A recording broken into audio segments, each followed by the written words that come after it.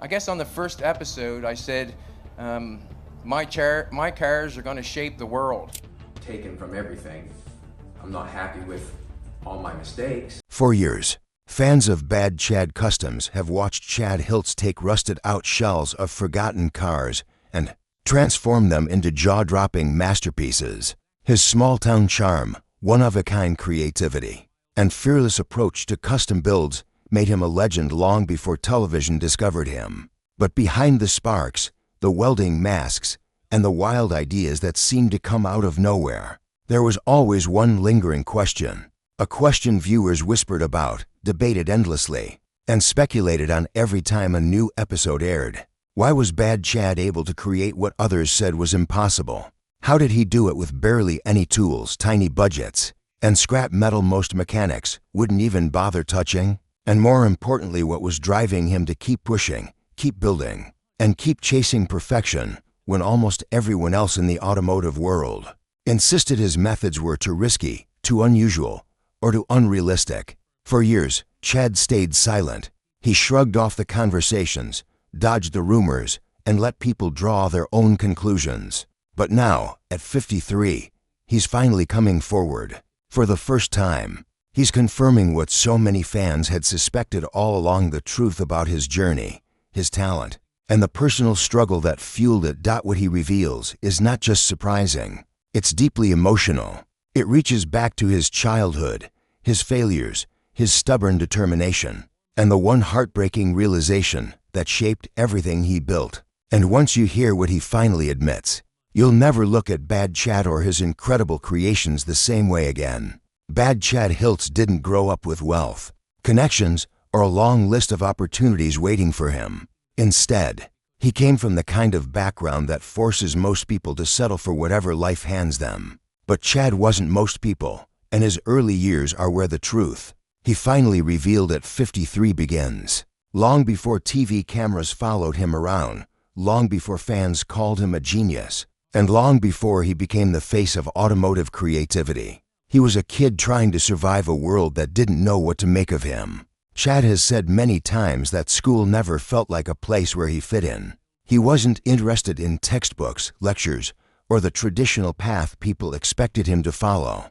Teachers saw him as distracted, unmotivated, or stubborn. What they didn't realize was that Chad learned differently. While others sketched ideas on paper, he built them in his head. While classmates memorized lessons, he dismantled old bikes, machines, and anything he could get his hands on just to understand how they worked.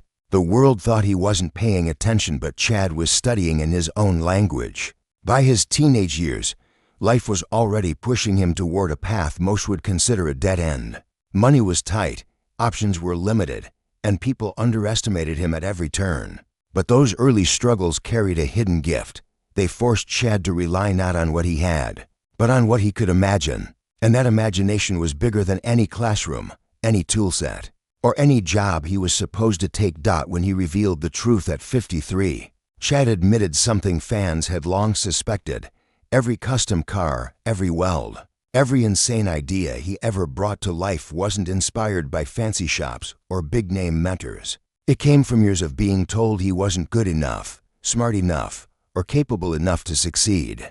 That doubt thrown at him by teachers, neighbors, and even life itself turned into the fuel that drove him. He opened up about how deeply those early criticisms cut him, how they made him question himself, and how they shaped the builder he would eventually become. He talked about the days he'd stand in a cold garage, turning scrap parts into something functional, not because he wanted to be famous, but because creating something from nothing was the only place he felt he belonged. Chad explained that his ability to visualize a finished car from a pile of junk wasn't some magical sixth sense, it was survival. When you grow up with nothing, you learn to see possibilities where others see trash. You learn to build dreams out of whatever life hands you, no matter how broken or rusty they may be. And that's what fans had suspected all along, that Bad Chad's talent wasn't learned from books, schools, or expensive apprenticeships. It was born out of hardship, stubborn persistence, and a refusal to give up on himself.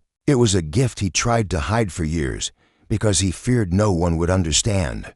But at 53, he finally admitted that the thing that set him apart was the very thing life tried to beat out of him. Bad Chad didn't become a master builder despite the challenges life threw at him. He became one because of them. The struggles he faced growing up shaped the way he thinks, works, and creates.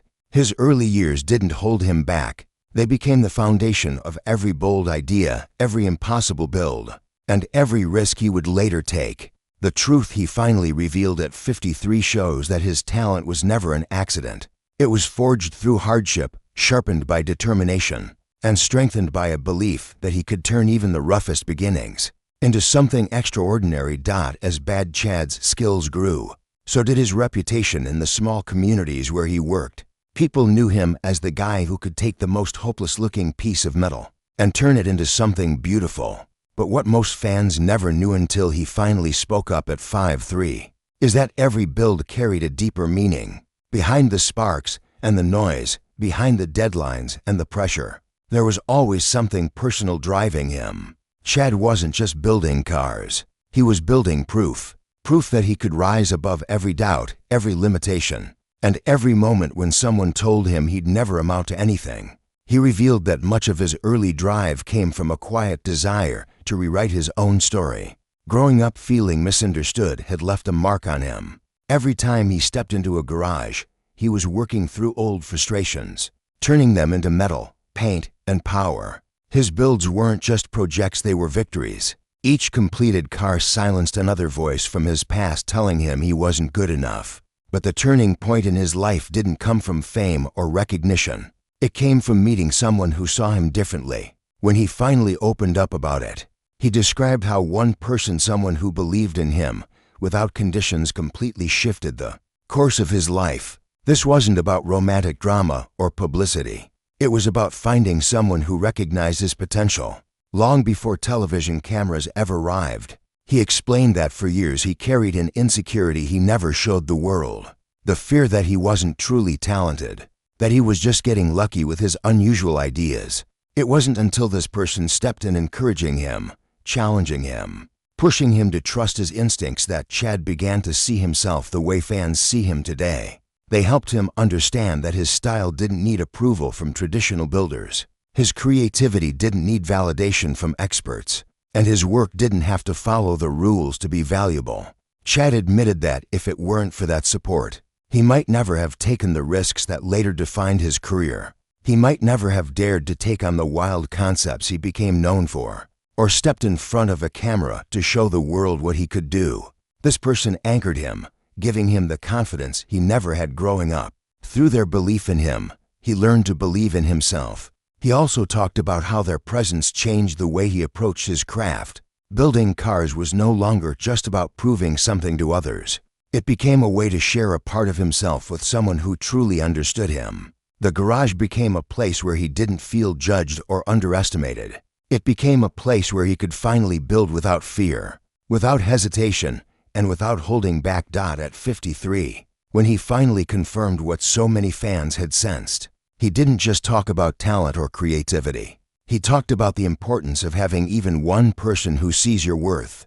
For Chad, that support turned a lonely, misunderstood kid into a builder loved by millions. It turned his garage into a home for his ideas, and it transformed his fear of failing into a fearless drive to keep creating, no matter how unconventional his methods seemed. The truth he revealed shows that behind every incredible build lies something far more meaningful. Bad Chad isn't just skilled, he's fueled by a lifetime of struggle, a burning desire to prove himself, and the encouragement of someone who gave him the courage to dream bigger than he ever thought possible. Viewers were fascinated and sometimes confused by the way Bad Chad worked. While most builders relied on expensive tools, specialty equipment, and high-end materials, Chad seemed to do the opposite. He used scrap metal when others used fresh sheets.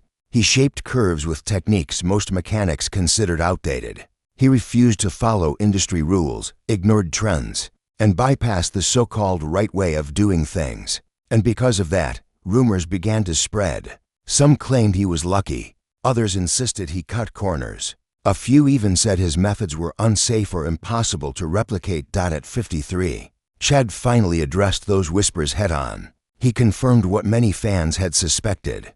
But few dared to say aloud, his unusual approach wasn't born from rebellion. It was born from necessity. When he had nothing, he had to create with whatever materials were available. That resourcefulness became his signature, but it also became the biggest misunderstanding of his career. Chad explained that he spent most of his early life building in conditions far different from the luxury shops seen on TV. There were no fancy machines, number-sponsored tools, and no endless budgets. If he wanted something done, he had to find a way to make it happen with what he had on hand. That mindset never left him. Even after gaining recognition, he stayed true to the style that shaped him, choosing creativity over convenience, originality over predictability, and skill over shortcuts. He revealed that the pressure from critics weighed heavily on him, even if he never showed it. Every time someone accused him of improvising too much or ignoring standard techniques, he wondered whether the world simply didn't understand the art behind his choices. What people called risky was, to Chad, a carefully calculated blend of instinct, experience, and craftsmanship. His confidence came from years of working in rough garages, where every mistake could cost him days of effort. He learned by doing. He mastered his craft under circumstances most builders never face. Chad also opened up about moments when the pressure almost pushed him to change his style. He considered adopting more traditional methods just to silence the critics. But every time he tried, something felt wrong. The builds lacked soul. They didn't carry the raw, authentic energy that defined his work. He realized that if he traded his originality for acceptance, he would lose the very thing that made him Bad Chad in the first place. What fans didn't know was how deeply personal this struggle became. Chad wasn't just defending his methods, he was defending his identity. The way he shaped metal, the way he pieced together old parts, the way he visualized a complete car from rust and scrap wasn't a technique he learned in a class. It was a language he developed from childhood. It was the only way he knew how to express himself. And having people criticize, that was like having them criticize who he was at his core. When he finally confirmed the truth, he made something clear. He never set out to impress anyone. His goal was never to create perfect, polished showpieces. His mission was to transform the forgotten into something powerful, to breathe life into things others considered worthless. That philosophy became the heart of every project. Chad admitted that the rumors, the pressure, and the constant scrutiny took a toll. But instead of breaking him, it pushed him to dig deeper into his unique style. It reminded him why he started building in the first place, to prove that creativity doesn't depend on expensive tools or perfect conditions. It comes from passion, persistence, and the belief that you can shape your own world, one weld at a time. The truth fans suspected was real all along. Bad Chad's methods aren't unconventional by accident. They are a reflection of a lifetime spent turning limitations into opportunity and doubt into innovation. Fans admired Bad Chad's ability to turn scrap into showpieces. But what he revealed at 53 made people see him through a completely different lens. He admitted that the pressure of fame, deadlines, and expectations didn't just challenge him. It pushed him into moments of deep self-reflection. Chad explained that while many assumed he thrived on chaos, the truth was that he often struggled behind the scenes. The long nights, the financial risks, the emotional weight of carrying a whole team on his shoulders, all of it took a toll. But instead of hiding it, he finally acknowledged that the journey wasn't just about building cars. It was also about rebuilding himself. Chad shared that the turning point came when he realized how much time he had sacrificed chasing perfection. His passion had consumed him to a point where he barely noticed the years flying by. He explained that he used to think success meant never slowing down, never showing weakness, and never admitting uncertainty. But with age came clarity. He realized that success without balance meant losing sight of what truly mattered. He confessed that many of his best ideas were born during moments when he felt the most overwhelmed, proving that creativity often lives right beside chaos. Fans who always admired his toughness finally understood that the real strength came from his willingness to be honest about his struggles. Another major revelation Chad shared was about his fear of failure, something people never associated with him. He admitted that every time he started a new project, he worried it wouldn't turn out the way he pictured it in his mind. But instead of letting fear stop him, He used it as fuel. He pushed harder, learned faster, and stayed focused on the work instead of the worry. He said that fear became one of the most important teachers in his life, guiding him toward patience and humility. That honesty resonated with millions, because it showed that even the most skilled creators fight private battles no one sees. Chad also opened up about how his relationship with his team changed over the years. He explained that there were times when he pushed them too hard, expecting them to match his intensity without considering how much pressure they were under. With time, he learned that leadership isn't just about building great cars. It's about building trust, respect, and understanding. He said he finally listens more, delegates more, and appreciates the people around him in a way he never used to. His team became more than co-workers. They became partners in creativity, each bringing their own strengths to the table. That shift not only improved the work environment, but also improved the quality of their builds. Another truth Chad revealed was about his personal growth outside the shop. He admitted he had been so focused on proving himself to the world that he sometimes forgot to enjoy life beyond metal and engines. He shared that he now values small things: a quiet morning, a drive with no destination, a moment with loved ones, or even the simple satisfaction of finishing a project at a steady pace, instead of rushing through it. He said the biggest lesson he learned was that life isn't just about what you create. It's about who you become while creating it. What fans suspected all along became clear. Bad Chad's brilliance didn't come from perfect conditions or unlimited resources. It came from the uncomfortable, difficult, unpredictable moments that shaped him. He confirmed that behind every masterpiece was a man fighting his own doubts, learning from his mistakes, and refusing to quit even when the world expected him to. At 53, he finally embraced the truth that his journey wasn't defined by fame or money. It was defined by resilience, growth, and an unbreakable belief in turning nothing into something extraordinary.